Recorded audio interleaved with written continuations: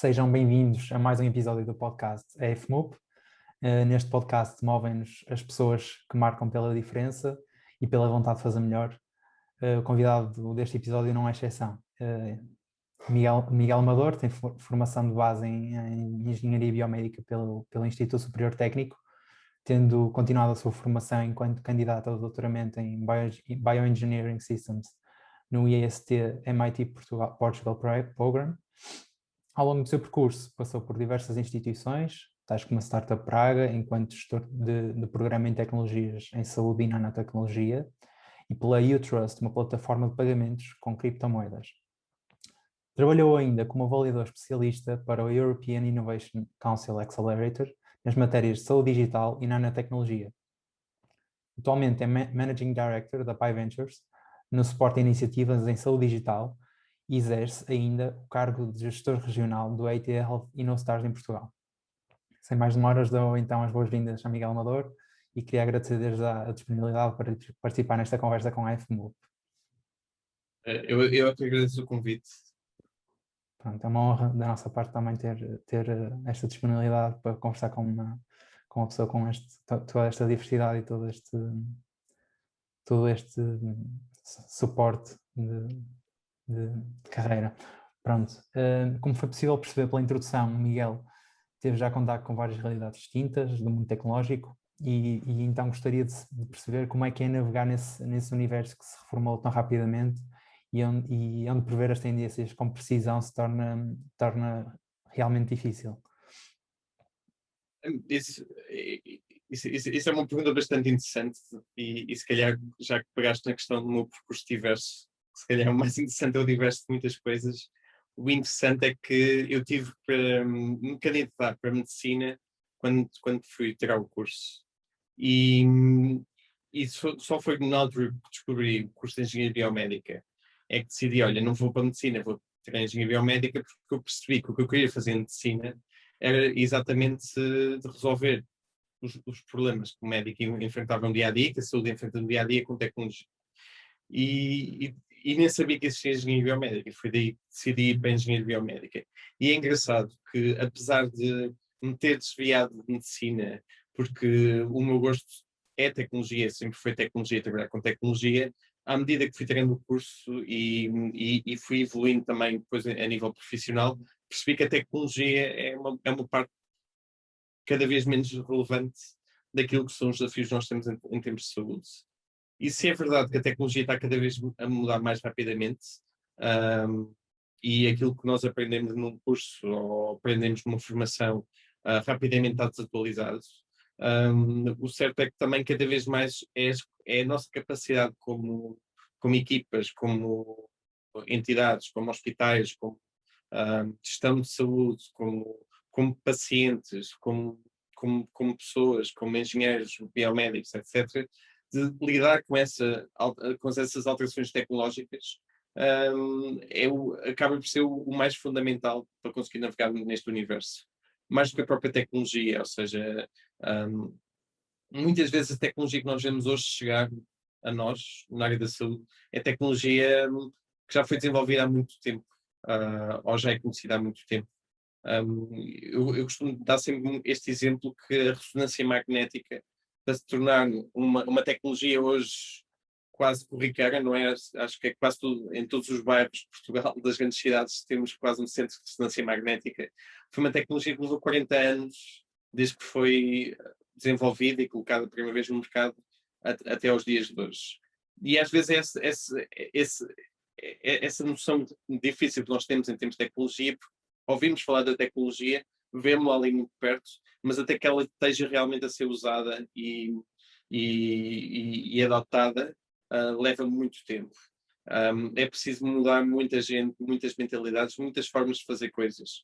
E o desafio é que hoje, cada vez mais a tecnologia, quando olhamos para uma tecnologia digital, que é que se calhar aquela que nos está a revolucionar mais nestes últimos anos, mais do que mudar as ferramentas, não é? Ou seja, se calhar é fácil convencer uma pessoa ou um médico que em vez de fazer um raio-x vai fazer uma ressonância magnética, porque o procedimento e o processo é muito semelhante, não é? Ou seja, não implica, é um exame no fundo, é muito mais complicado convencer um médico a fazer agora uma consulta através do telefone, ou através de um chat, ou até uma própria pessoa sentir-se suficientemente bem considerada quando fala com o médico através de um telefone em vez de uma consulta. Ainda que os dados, ainda que as evidências mostrem que se calhar que o resultado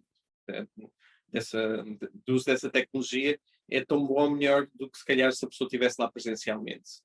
E às vezes é esta questão, como é que nós lidamos com as pessoas, como é que nós desenhamos a tecnologia para as pessoas e como é que também trazemos as pessoas para desenhar a tecnologia ou como é que a tecnologia vai ser usada desde o início, porque as grandes dificuldades é que muitas vezes as coisas não estão desenhadas para aquilo que as pessoas sentem confortáveis e as pessoas tendencialmente são aversas à mudança. Isso é o grande desafio da área da saúde, é uma área muito conservadora, ainda que seja aquela onde nós vemos os avanços tecnológicos mais galopantes, na maior parte das áreas, não é à velocidade que a tecnologia desenvolve. E nem tem de ser, porque muitas das vezes nós temos que pensar em coisas para além da tecnologia, como é que vai ser usada, como é que vamos garantir que toda a gente tem acesso a esta tecnologia ou que não criamos desigualdades.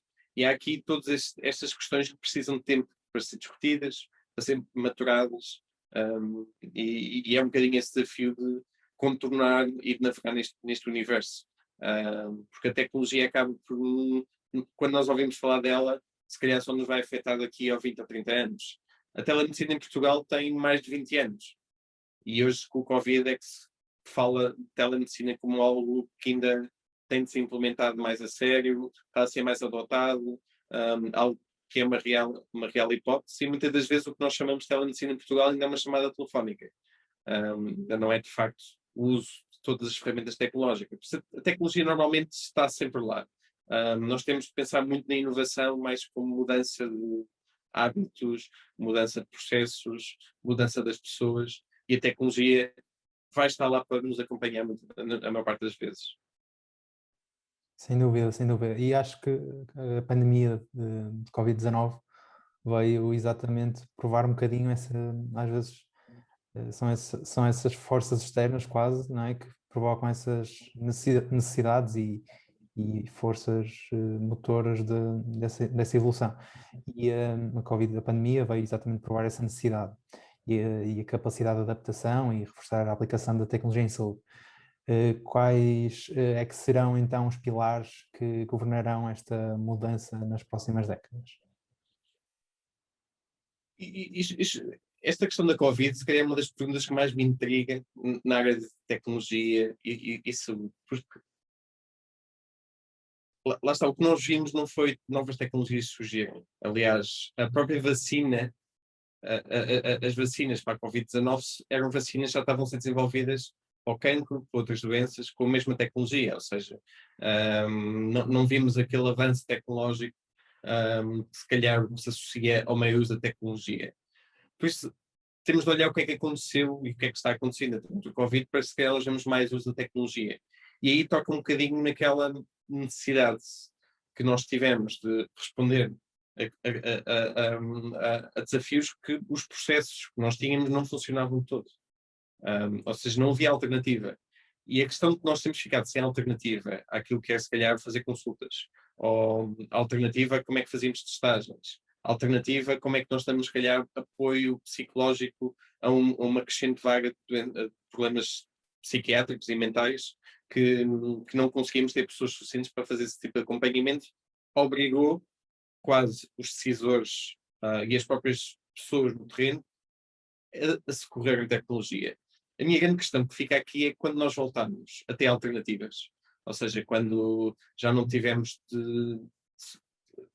apenas de recorrer aos meios tecnológicos, se essa mudança ficou enraizada ou se nós vamos ter um bocadinho aquele voltar ao antigamente, porque antigamente é que era, ou seja, se o facto de termos tido uma mudança tecnológica tão abrupta, tão aguda, tão intensa, por más razões, ou seja, não foi porque as pessoas queriam usar telemedicina, não era porque as pessoas queriam usar certas tecnologias, mas foram obrigadas pela necessidade de fazê-lo. Se lhes dando a alternativa de não fazer, vão sentir que é a altura de voltar atrás. isto vai ser muito interessante. Nós vamos começar, acho que vamos ter um bocadinho a nossa sociedade. E eu tenho falado com muitas associações de pacientes, por exemplo, nesta questão da digitalização, que já começam agora perceberam que a saúde pode ser entregue de outro tipo de forma. Que como a pessoa já não precisa de ir a um hospital para ter uma consulta de rotina e de monitorização e não tem de, se calhar, apanhar um táxi e andar 50 quilómetros de táxi para ir a um hospital, ter uma consulta que pode ter por teleconsulta, se calhar na junta de freguesia ou na sua própria casa, na sua aldeia ou noutro sítio. Vamos ter aqui começar uma confrontação de pessoas que já não percebem porque é que não podemos usar tecnologia, enquanto vamos ter outras pessoas que realmente vão ter esta necessidade de voltar à forma antiga de fazer as coisas, porque ou não adotaram as coisas devidamente, e por isso acham que as coisas não funcionam, que a tecnologia não funciona, não é? Porque tivemos de fazer isto de uma forma muito rápida e sem ser planeada, isso é a receita para o desastre, muitas das vezes, para que as coisas não funcionam bem, e muita coisa está a funcionar bem apesar disso. Mas acho que vamos ter aqui, durante os próximos anos, um bocadinho esta separação entre aqueles que não percebem porque é que nós já não podemos usar tecnologia se já usámos antes, e aqueles que vão estar a querer voltar à zona de conforto que conheciam antes, agora que lhes permitem. Isto quer do lado de doentes, quer do lado de médicos. Ou seja, muitos médicos não vão perceber porque é que as administrações hospitalares não lhes vão permitir usar as ferramentas digitais que se calhar foram usadas durante o tempo de pandemia, em termos de exceção, mas que fazem todo o sentido de continuar a ser usadas. Então vai ser um bocadinho para mim, esta dicotomia que eu não sei dizer exatamente o que vai acontecer. Para mim ainda é incerto. Há muito esta ideia que o digital veio para ficar, que foi uma revolução que nós em 10 meses, ou agora um ano, avançámos 10 anos naquilo que era esperado em termos de adoção destas tecnologias.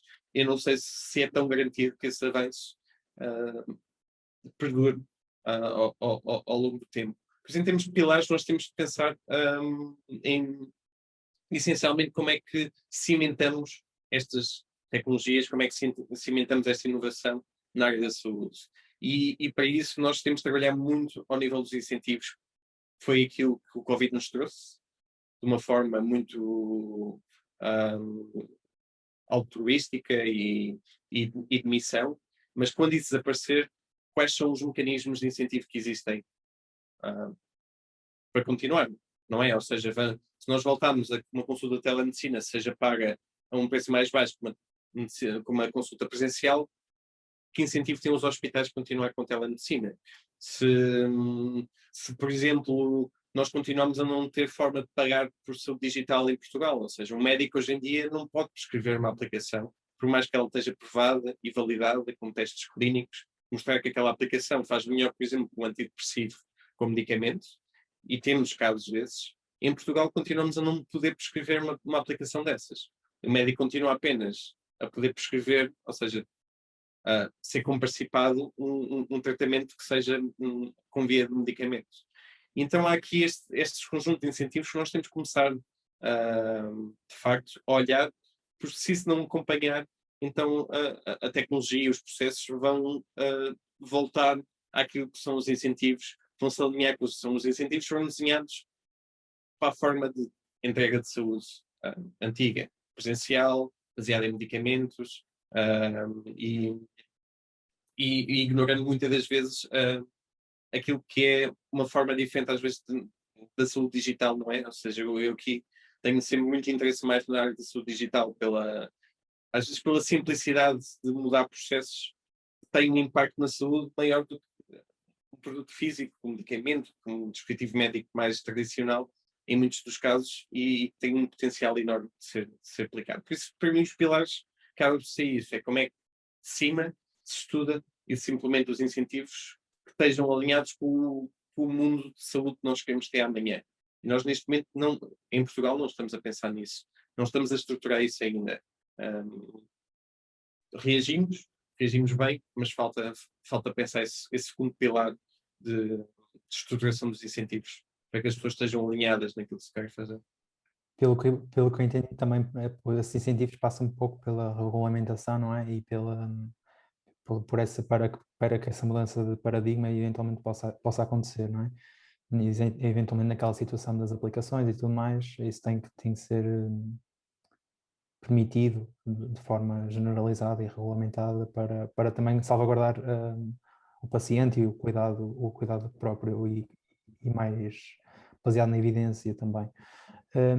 Para além então desta regulamentação, quais são então outras lacunas que podem haver na aceitação de tecnologias como a telemedicina ou eventualmente já se fala de inteligência artificial e tudo mais na medicina e na saúde em geral? Sim. Eu se calhar voltando só um bocadinho atrás no ponto que levantaste, a questão da regulamentação. Há aqui dois campos. Um é que nós já temos contexto regulatório para muito do que isso que é saúde digital. E é uma coisa que, por exemplo, eu tenho confrontado muito em Portugal, que é o facto de quase ninguém sabe que software pode ser um dispositivo médico.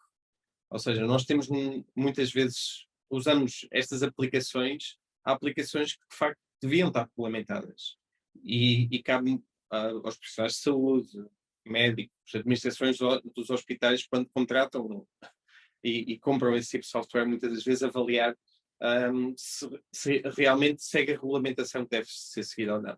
Porque só isso é garante que, efetivamente, há uma proteção e faz aquilo que é suposto fazer, não é? Porque é difícil avaliar. E depois temos a segunda parte, que é os incentivos financeiros, que é como é que pagamos isso. Ou seja, uma coisa é sabermos que é seguro, tem, por exemplo, a marcação CE, que é o que se usa para dispositivos médicos e para saúde digital, que já existe em enquadramento, mas depois também é preciso definir como é que se paga por isso. Quando nós, neste momento, sabemos como pagamos por medicamentos, mas temos pouco desenvolvimento para pagar por dispositivos médicos. E isso toca num ponto que tu colocaste em termos de lacunas e em termos de tecnologias. Eu costumo sempre fazer muito este paralelismo quando falo até da saúde digital e destas novas tecnologias. É que a tecnologia na saúde, nós começámos no início a saúde, o profissional de saúde, não é? Porque na experiência do médico era muito o sensorial, não é? Ou seja, com as mãos sentir o que se passava, com os olhos ver o que acontecia e com isso levar ao diagnóstico e apoiar o diagnóstico. A tecnologia, durante o século XX, evoluiu muito na expansão desses sentidos. Ou seja, quando nós olhamos uma ressonância magnética, que eu já dei como exemplo, a ressonância magnética não é mais que uma expansão dos nossos olhos, não é em termos de sentidos. Ou seja, muita da tecnologia, um estetoscópio, não é? Ou seja, é uma expansão dos nossos próprios ouvidos. Mesmo um estetoscópio com telemedicina, em que nós conseguimos ouvir a 1000 km de distância o coração a bater de alguém. Estamos a falar de uma extensão dos nossos sentidos. E o que é que isso significa? É que quando nós estamos a olhar para esse tipo de tecnologia, o médico tem a capacidade de crítica sobre aquilo que está a ser apresentado. Ou seja, se eu tiver uma imagem de ressonância magnética e aquilo tiver uma coisa do tamanho de uma bola de bowling lá dentro, nenhum médico vai fazer uma operação a uma pessoa sem se questionar se será que esta imagem não tem um artefacto. E esta bola de bowling é um erro da máquina, não é da pessoa, porque olhas para a pessoa, consegues ver que não está uma bola de bowling lá dentro. Não é uma coisa assim que passe tão despercebida. Mas quando entramos, e aqui o interessante, quando olhamos para a saúde digital, é que nós já não estamos a expandir apenas as capacidades sensoriais. Estamos a substituir a capacidade de raciocínio do próprio médico. E aí é que se torna a coisa bastante mais complicada, que é, se eu crio, não é, sou uma empresa e disponibilizo a um médico uma ferramenta que faz um diagnóstico de Alzheimer, com base em imagem. Ou seja, olha para a imagem, vai encontrar aqueles pontos escondidos, redes, coisas que são dificilmente inteligíveis para uma pessoa e retira dali uma probabilidade daquela pessoa ter Alzheimer. Como é que um médico consegue validar e perceber se aquilo realmente faz sentido ou não? Ou seja, nós entramos aqui num desafio que é isso, muita discussão em termos da tecnologia digital, que é as questões éticas, as questões da responsabilidade. Ou seja, como é que um médico vai tomar um diagnóstico de uma forma confortável? Ou seja, como é que pode ser uma decisão do médico, se ele não consegue inteligir, não é? Ou seja, o que estou a dizer é inteligir, porque não é só questão de compreender como é que é feito, tu não consegues replicar na tua cabeça muitas das vezes como é que a máquina chegou àquela conclusão, mas tu estás a condicionar a tua decisão àquela, àquele input, àquela informação dada por uma máquina de inteligência artificial, que vai condicionar a tua decisão, a tua capacidade daquilo que tu vais fazer. Então há aqui pequenas questões, quem é que é a responsabilidade no final se a coisa correr mal? E também muita esta lacuna que é, vão os médicos ou os profissionais de saúde assumir essa responsabilidade à partida de coisas que não estão ainda devidamente validadas, devidamente testadas, e é um bocadinho essa lacuna que nós estamos neste momento a nos debater, que não é só uma questão de regulamentação, é uma questão mesmo como sociedade nós lidamos com esta questão da responsabilidade, do risco, não é? Quando a pessoa que em última instância é responsável, não é? Que é o médico, não é capaz de tomar uma decisão bem fundamentada. Tem de confiar na empresa, tem de confiar que o regulador avaliou devidamente o produto, tem de confiar que as coisas foram bem feitas, mas depois as consequências é da decisão dele. E isso é o grande desafio da inteligência artificial, mais do que a própria tecnologia. Por isso é que nós estamos a evoluir em termos tecnológicos na inteligência artificial, não até algoritmos cada vez mais avançados e mais accurate, ou seja, mais exatos, mas como é que o algoritmo explica a alguém porque é que chegou àquela conclusão para poder ser escrutinado pelas próprias pessoas. E lá está, temos estes desafios, temos a questão da telemedicina que também, por exemplo, eu não sei se vocês sabem, mas se vocês forem à Suécia e ficarem doentes, a Suécia tem a obrigação de os tratar no Sistema Nacional de Saúde deles e manda a fatura para Portugal. Lá está, é o que chamam o cartão azul. A questão é que exatamente a mesma lei europeia estabelece que se eu for atendido por um médico em telemedicina na Suécia, Portugal tem de pagar essa consulta. E é interessante que nós ainda temos os países que não estão alinhados com aquilo que foi o que a União Europeia estabeleceu, não é? Porque a União Europeia vai na questão da não discriminação, não é? Porque não faz sentido discriminar-me a mim de ser português versus um sueco, quer eu esteja na Suécia, quer eu esteja em Portugal, para aquele mesmo serviço, mas Portugal não tem forma de pagar à consulta aos suecos, então cria aqui esses desafios. Então há aqui novos processos, novas formas de entrega que a tecnologia permite, que não estão a ser consideradas a nível legal. Ou seja, temos aqui questões legais, temos aqui questões éticas, temos aqui a questão dos pagamentos, não é? Como é que isto é financiado. Tem de ser tudo temas que nós temos de pensar, ok, como é que nós, mais do que responder àquilo que nós temos hoje em dia, temos de pensar como é que vai ser a saúde no futuro. E como é que nós vamos desenhar os mecanismos para que, quando a tecnologia estiver preparada, quando as pessoas estiverem confiantes que aquela tecnologia é adequada, as coisas estão preparadas para que isso aconteça. Sem dúvida, sem dúvida. E então, se calhar, neste sentido, passo a perguntar um bocadinho como é que um estudante de medicina se pode começar desde já a preparar e a contactar com essa nova forma de fazer as coisas, por exposição, por ir mais longe, de certa forma, tentar, não sei, deixa a questão. Isso é uma pergunta muito, muito interessante e nós no IET Health temos um grande foco na área de educação. Especificamente como é que nós ajudamos a educar quer pacientes, ou seja, cidadãos, como é que educamos também os profissionais de saúde a lidar com as novas tecnologias. E aqui o grande desafio é este. Nada me adianta estar a ensinar um estudante de medicina hoje como usar, se calhar, as ferramentas de telemedicina de hoje. Mas eu também não sei quais são as ferramentas do futuro. Ou seja, e a questão é como é que nós olhamos, vendemos de educação, mais de como é que nós preparamos para a literacia digital, quase neste sentido, para perceber o que são as coisas e como, perante uma nova coisa, conseguir ser crítico e perceber como lidar com isso. E aqui pegamos num exemplo, não é? Ou seja, vocês, quando acabarem o curso, não é, ou começarem a praticar medicina, os medicamentos que vão existir nessa altura não são os medicamentos que se calhar vocês aprenderam no curso. E ninguém está à espera que vocês saibam os medicamentos todos de cor do curso e seja aquilo que vocês aprenderam para o resto da vida. E quando tiveres 60 ou 70 anos, ainda estás a prescrever o mesmo medicamento que aprendeste no curso.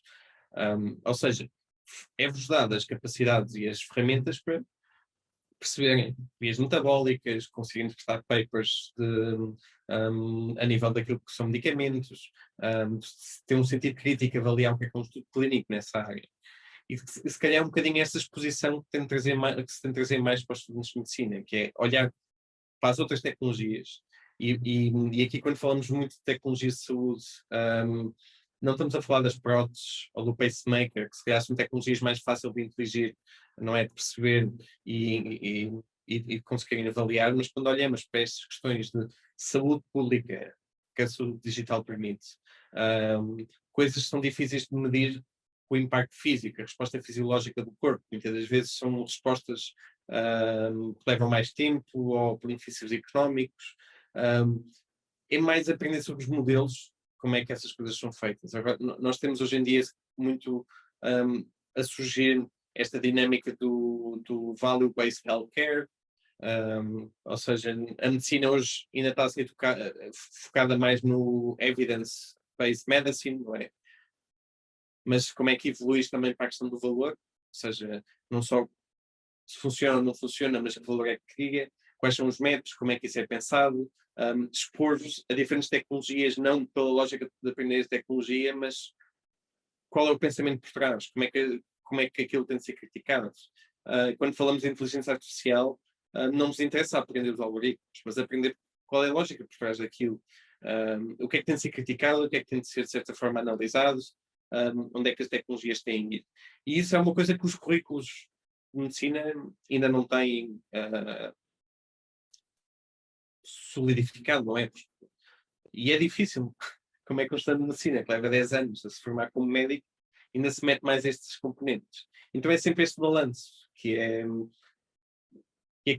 ou seja, como é que preparas um estudante de medicina para o futuro, sem necessariamente o preparar para tudo o que vai acontecer no futuro.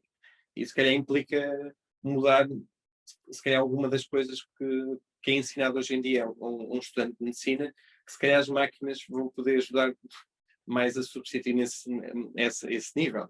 Ou seja, se calhar todo o treino de um diagnóstico diferencial é algo que uma máquina consegue fazer melhor que um médico, mas a máquina nunca vai conseguir perceber exatamente, identificar aquelas coisas. Olha, a pessoa entrou pela porta, veio ali a cochear com a mão na testa, aqueles sinais que muitas vezes são difíceis de uma máquina perceber e que têm de ser interpretados pelo médico. Ou seja, o médico acho que tem cada vez mais de saber interpretar as coisas, saber como é que traduz isso para a máquina depois querer fazer algo que é mais rotineiro, mais quantitativo, mais processar muita informação, que é isso que as pessoas pedem muito aos médicos, e obviamente que eu acho que isso tem de evoluir de certa forma, ou seja, tem-se de ir mais para os princípios, para os fundamentals, tem de sempre manter-se nessa lógica, mas depois como é que tem mais flexibilidade para trabalhar nas outras diferentes áreas, nessa tradução. E o médico funcionar mais como tradutor daquilo que é o que a máquina precisa como input para dar um resultado que seja confiável, e aquilo que é o ser humano que é tudo menos claro e objetivo, e é por isso que a componente clínica nunca vai desaparecer. Se calhar vai desaparecer, vai-se usar cada vez mais máquinas para aquela memorização, de certa forma, que é exigida aos médicos hoje em dia. Sim, sem dúvida que é uma questão difícil de prever e de gerir. Há muito por fazer ainda, não é?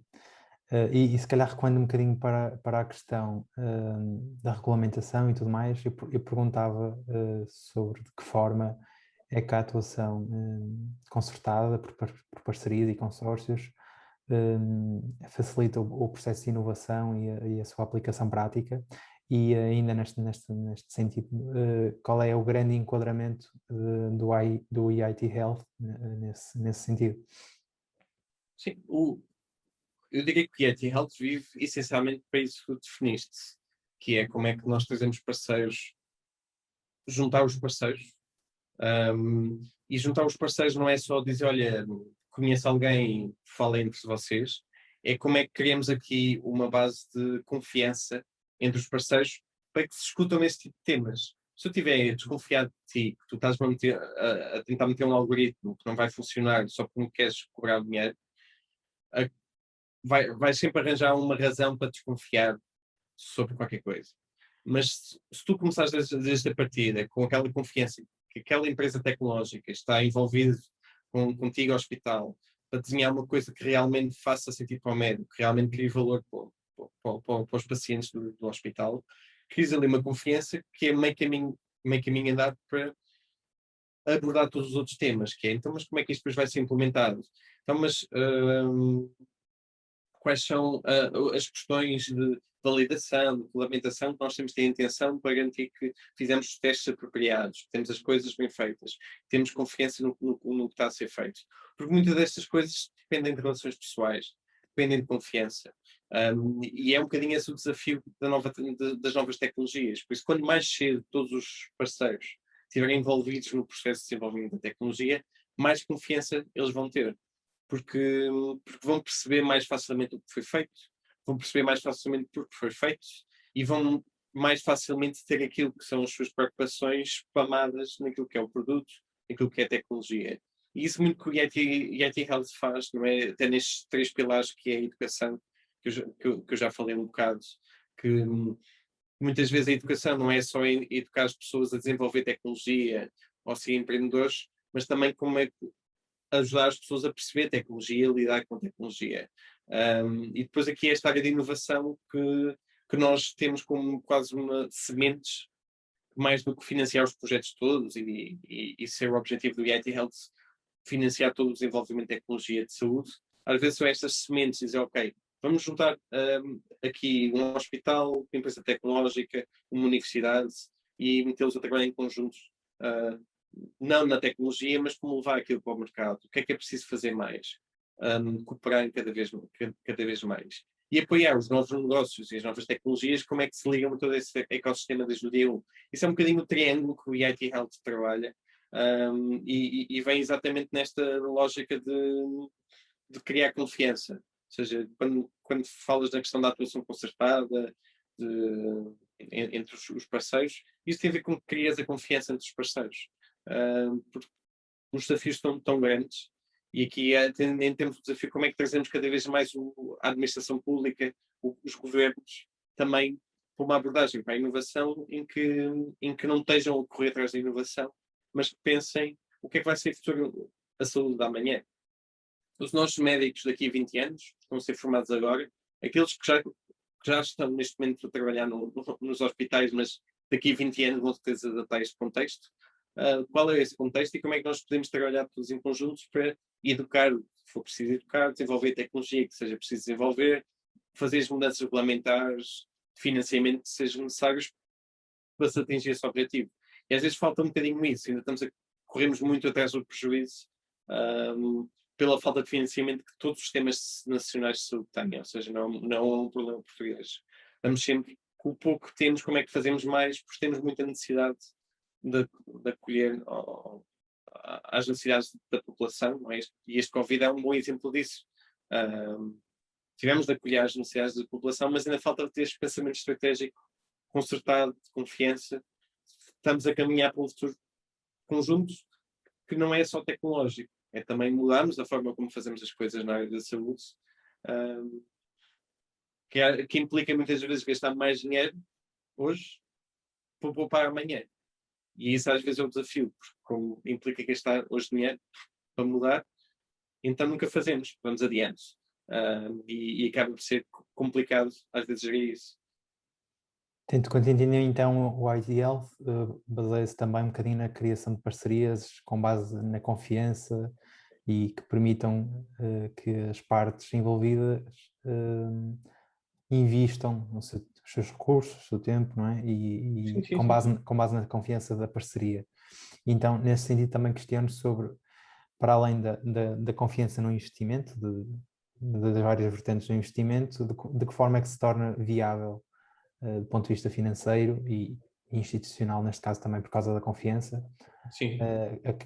esta criação conjunta e a inovação e implementação dessa mesma inovação. A área da saúde tem sido, acho, em todos os modelos europeus, uma lógica. Isto é uma questão pública, uma questão das sociedades, ou seja, em última instância, uma questão de Estado e dinheiro público. O que é que eu quero dizer com isto? É que quando olhamos para a inovação é muito difícil olhar para a área da saúde e pensar que uma empresa vem, desenvolve uma tecnologia, implementa e não há nenhum tipo de financiamento público envolvido. Ou seja, simplesmente o hospital começa a poupar dinheiro a partir de que começa a usar aquela solução e então toda a lógica económica dos mercados privados funciona na área da saúde. O facto é que nós precisamos de investimento para desenvolver tecnologia. Aliás, desenvolver a ciência que está por trás da tecnologia, esse investimento maioritariamente é financiado por dinheiro público e é um modelo quer nos Estados Unidos, quer na Europa, ou seja, não é uma questão, é uma questão que as sociedades, sem dúvida, tem de haver um investimento da própria sociedade a esse nível. O que nós vemos para isso ser sustentável é que temos que reconhecer cada vez mais a necessidade do investimento público, não só muito inicialmente na parte da ciência, nem só na entrega dos cuidados de saúde. Nós temos de saber e reconhecer que é preciso haver um investimento na área de inovação, e quando eu falo de inovação é como é que trazemos as tecnologias para serem usadas de facto na área da saúde. E é aí que toca no ponto que eu já falei, que é a questão dos incentivos. Que enquanto lá está, temos os incentivos mais a nível micro, não é? Ou seja, como é que o médico é incentivado a fazer uma telemedicina ou prescrever uma aplicação se ela não vai ser paga. Também quais são os incentivos que um hospital tem a mudar um processo que ainda tem de validar qual é o retorno que aquilo vai ter, mas podendo ter esse retorno, há uma probabilidade de baixar os custos tremendos ao longo dos anos, mas significa se calhar ir acima do orçamento que lhe foi atribuído naquele primeiro ano.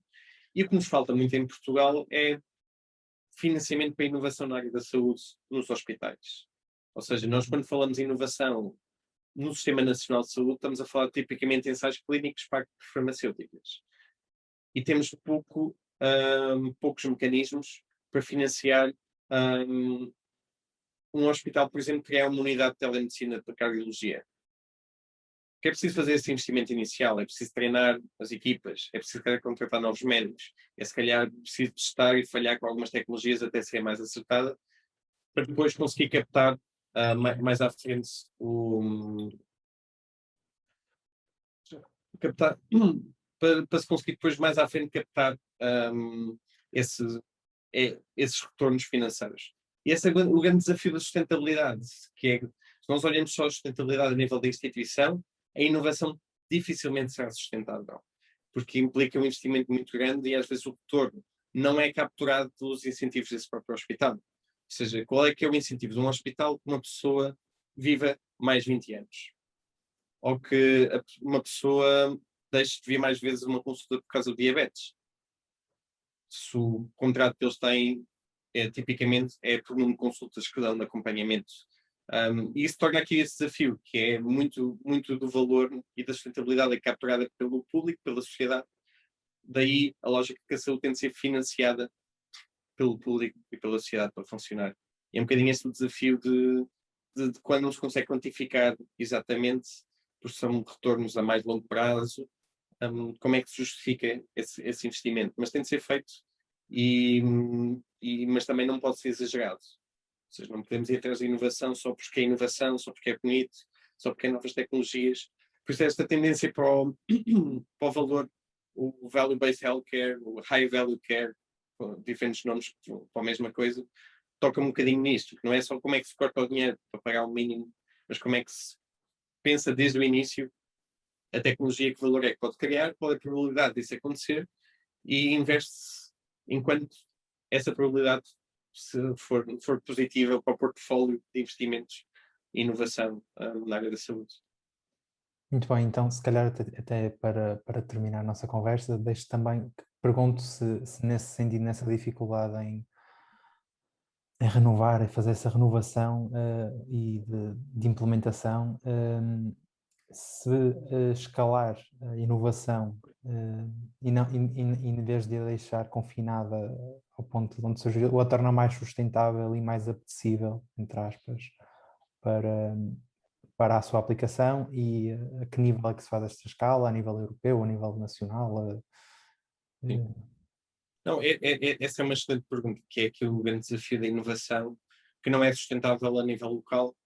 Em Portugal, o mercado demasiado pequeno não é sustentável muitas das vezes. Ou seja, o investimento necessário para desenvolver algumas tecnologias, algumas soluções inovadoras, não se consegue ter um retorno só a nível de Portugal. E isso é o grande desafio que a Europa tem enquanto mercado de saúde.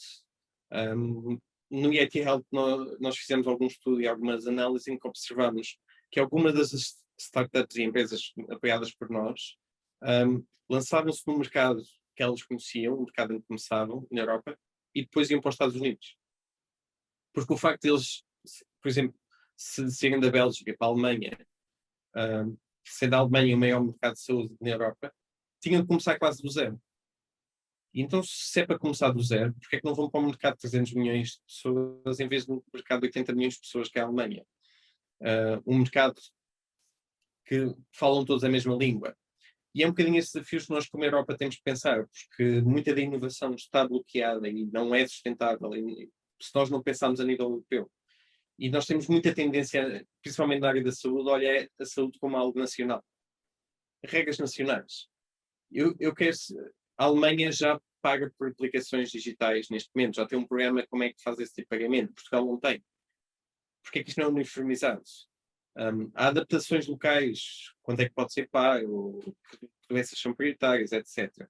Mas os métodos, a forma como é feita, nós ainda na Europa discutimos, cada um trabalha para o seu lado, desenvolve as suas próprias regras, o que torna muito difícil escalar a nível europeu.